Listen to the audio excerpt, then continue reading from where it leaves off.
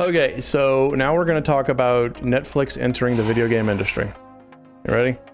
Let's do it. Yeah, Burke, absolutely. Let's do Yes. it. Let's jump into this madness. Let's get more on this move and also Netflix's stock move higher. Bring in Michael Pachter of Wedbush Securities. Michael, great to have you with us. Hi, Melissa. So, in trying to figure out the importance of buying this game studio to Netflix, you had the quote probably of the day, and that is, the purchase of Night School Studios is analogous to one of the broadcast networks buying the badminton channel. So, Damn, she's not playing, guys. So for those of you who don't know, basically,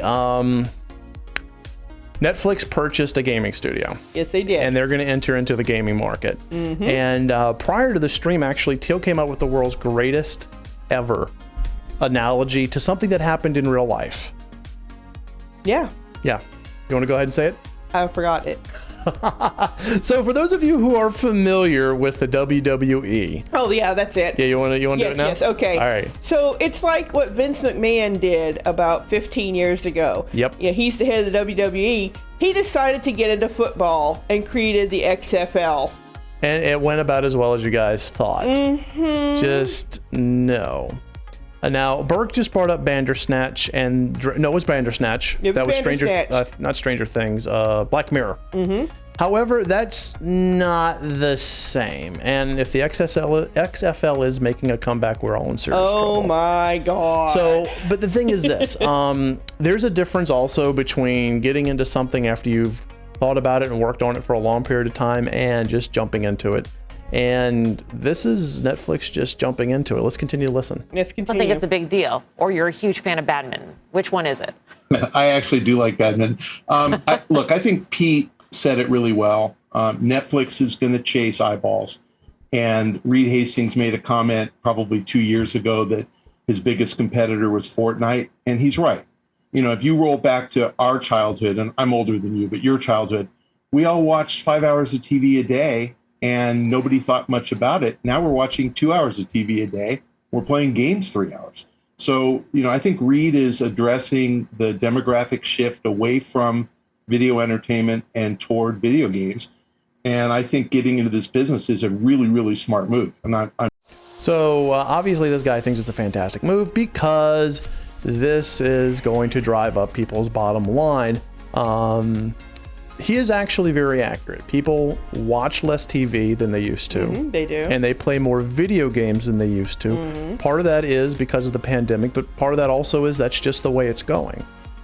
And Netflix is seeing that. They're seeing their sales drop. You see, remember, guys, Netflix started off as a DVD rental company. Yes, it did. Where you would rent DVDs. You get, I think 2 at a time. You'd watch them, and then you'd give one back, get another one, or give 2 back and get 2 more. Teal and I actually belonged to Netflix when it first started, and that is what we did. We would get our little DVDs. That, of course, didn't go. That didn't go exactly like they thought it would, because when they started streaming, that produced a lot more revenue. Yes, it did. So let's catch up a little bit on chat. Burke says, yes, the difference between choose your own adventure and making a game. Yes, because that's all the Bandersnatch is a choose your own adventure book. Mm-hmm. That's what it is. In video format. Mm-hmm. And then, yes, Netflix, as BG says, is losing sales. They drop their shows all the time. Netflix cancels things on a regular basis. They keep they're throwing spaghetti at the wall. They really are. And it's getting tiring. We're all tired of it. The fact that they haven't canceled my favorite old school show, The Last Kingdom, the one that takes place during the time of King Alfred. Mm-hmm. The fact that they haven't canceled that makes me very happy because I love that show. Yeah, but that's the exception, not the norm. They love canceling stuff. Yes, we have the property of Netflix burn marks.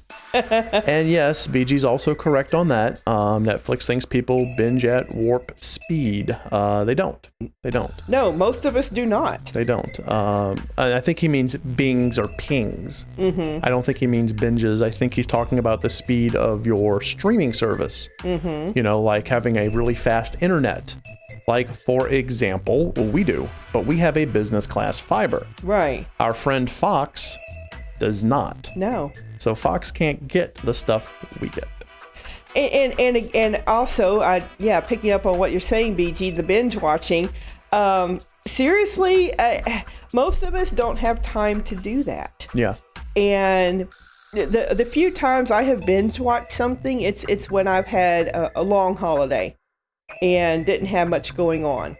But binge watching is not the norm, not for me and not for a lot of working adults. No, it's not. Also, something to consider is that not everyone is going to binge watch a show because they might want to rotate it between 2 or 3 shows that they are enjoying, or they may want to savor it. A really good example is an anime that I don't know if Netflix has. I don't remember. I think I saw it on Funimation. I don't remember, guys. Violet Evergarden, my absolute favorite anime, has like, 8, 9 episodes, and I savored it. I watched one every 4 or 5 days. So I didn't binge watch that. No. I took my time because I wanted to enjoy it. Right now, Teal and I are watching Shadow and Bones. Shadow and Bone. And we're not rushing through that either. Hell, we didn't rush through Castlevania Season 3, or Season 4, whichever one was the last one that came out. Yeah. We didn't binge watch that. So Teal and I don't binge watch. So, I mean, you can't use that the way you would use, it's not a Nielsen rating. You know? Not anymore, no. So I think to kind of jump back on target here, Netflix sees the immediate as being the only metric for success. That's exactly what BG was saying. Netflix does appear to get antsy if you don't watch that new show within 3 weeks. Yeah. Then they're all like, let's hit the cancel button. Now this guy's going to continue talking. Let's listen to him. I'm totally skeptical that they'll succeed, but I was really skeptical that they'd succeed with the original owned content. And it took them 10 years, but they're actually pretty good at it now. So I think Pete's right that this is an area they have to be in. They're going to have to invest a lot. I had to look up Night School Studios, and I know you know this, but I know everything about video games. And if I haven't heard of them, they're the Badminton Channel. So that's not the move you want to see them make. You want to see them buy Warner Brothers Interactive, which is a real studio, probably for sale, and really makes great games. And you want to see them. Now, Michael brings up a very, very, very, very, very good point. Why in the world did Netflix buy this studio that no one's heard of? I've never heard of them. I have no idea who they are. But why not buy something that's, for sale, that already has a fan base, a base of people who have played their games, already has an actual library of shipped titles. It seems to me like what Netflix is trying to do is to buy something really cheap and turn it around into something profitable. Yeah. And that's not how this works. It's not like they're buying a show and going to turn it around. Like, they've bought shows before. Yeah, they have. They've bought a show and then they've turned it around and they've shipped it into 3 or 4 seasons and they've made money. That's not how this is going to work. Because again, going back to Vince McMahon and the XFL, yeah. I'm going to buy this thing and I'm going to make football, and, because the NFL makes money, so should I. It worked about as well as you'd expect. Well, I have a comment, but I'll save it to the end. Okay. All right, we'll continue on this guy. Them license all the Warner Brothers content. That would be a multi-billion-dollar deal, but that's the kind of thing they really have to do. Did they buy a studio to make content, Michael, to make movies, to make series? Did they buy a studio? That would be a really dumb idea, but it's possible. No, I'm asking you, did they? And I'm asking that sort of knowing the answer, which is no, because now they're really good at it, right? And they got good at it on their own. So, they can totally do this. We're seeing a lot of crossover of content. So, clearly you've seen what Disney did with Marvel and Lucas, and, turning the Marvel comic book universe into a bunch of really great movies and TV shows. And I think Netflix would really like to be there someday, but they're not there.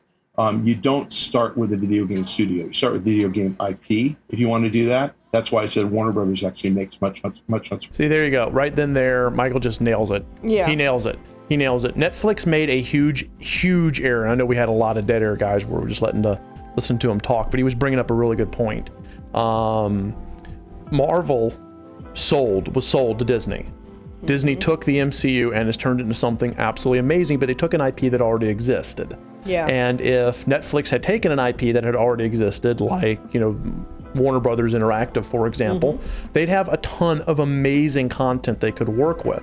And they could integrate the games to their streaming services They could, hire out animators or actors and, produce their own shows. Because right now, really what Netflix does for the most part, not for everything, is they buy other shows that other people make and they show them.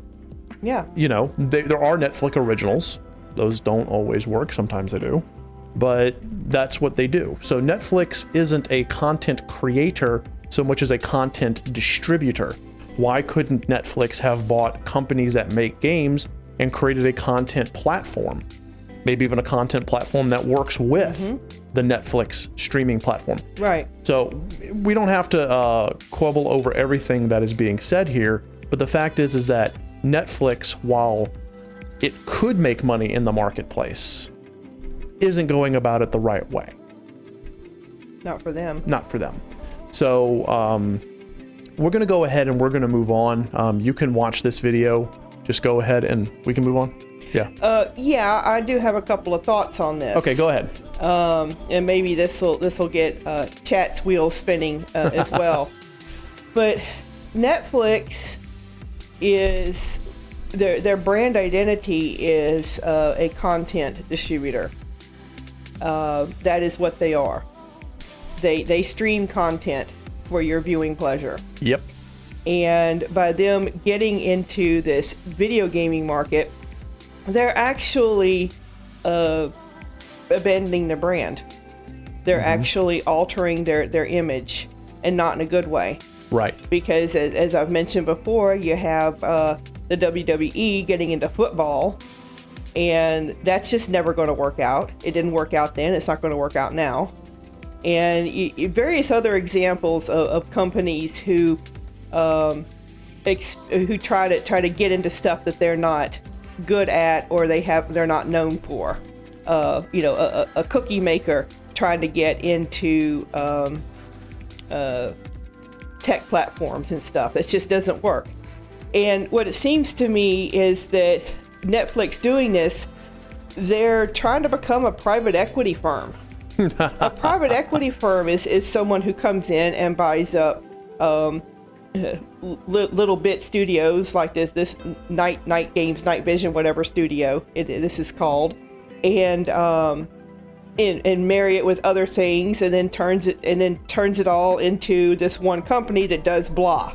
That's what a private equity firm does. Netflix is not a bloody private equity firm, and I have no idea what Netflix even thinks they're going to do with these video games. They're not hosting it. They're trying to get into making it and then distributing it. That's just nonsense. It's absolute nonsense. It is. It is absolute nonsense. Stick with your core. Stick with what you know. Yeah. You can expand on what you know. Goodness gracious, there's lots of things that you can do. But going around and buying up other little game studios because, I want to get into video gaming now. It seems to be the next big thing. That is foolishness. Yeah. Yeah, Burke. Yeah, the ones who try to grasp a lot tend to cling to little. Yeah, you run the risk of losing what you've already got. Yes. A really good comment was actually made earlier by KV. Kind of like how MTV is no longer about music videos. Yeah, MTV was about music. And there were other things that they had that were a part of that. Like I believe they had that remote control TV show, which was fun. They had Liquid Television, which was amazing and had Aeon Flux on it. They had little things like that that kind of branched out a little bit. But they were MTV, which was music television. Yeah. And they played music videos. And then they got away from their brand. And now MTV is not really anything. Who knows what they are? I don't even know what it is. Yeah. Another good example is the History Channel. The History Channel used to be about history. Now it's about aliens, paranormal, everything else. I have no idea. I don't watch the History Channel. Aliens. TLC used to be the learning channel. Yeah. Where you go to get your science on and your math on and stuff. And now it's, toddlers and tiaras and goodness knows what else. You turn into this reality show dump. But that's the thing is when you get off brand, you start to put yourself into a bad situation where, like Burke said, you're grasping for a lot and clinging to very little. And, Yeah. So, yeah, BG, exactly. You lose your identity. Yeah. You built your identity, your brand identity, and your platform for so many years, and then you turn around and just piss it all away. that's one of the reasons why Studio Blue is getting back to just this stuff as opposed to playing video games, because our brand is this. Yeah. Stick with your brand. Mm-hmm.